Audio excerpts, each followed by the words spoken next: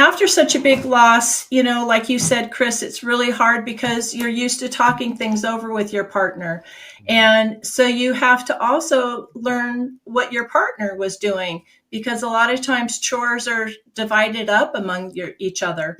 So suddenly you have new things that you have to take care of that your wife always took care of.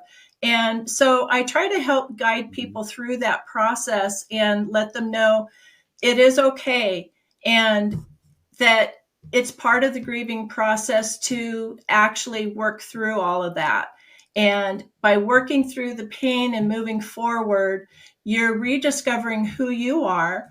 And you can also rediscover things that you enjoyed in the past that maybe you haven't done for a long time, and different ways to honor your Yeah. loved one.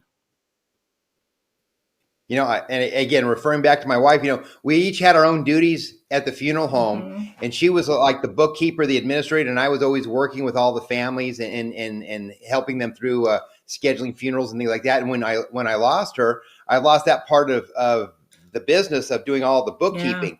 So that's Yeah. where I had to change. I had to take over her role and bring in people to help the families. And so then I became the administrator of my businesses, and I had to kind of pick up those steps. And again, even with the house chores, we were such a good team together. We had each of our duties to do to make our household work right.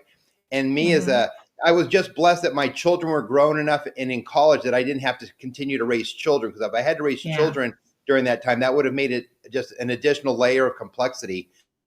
it is. But I have some great kids, but picking up the slack around the house and doing some of the chores, I had to do that too. But it memorializes her, the things I do around my house today. Certain things I Mm-hmm. do, I still do certain things the way she used to do things, just because Mm-hmm. I really like the way she did them. Yeah. Yeah, and that's a great way to memorialize them and honor them. It really Yeah. is.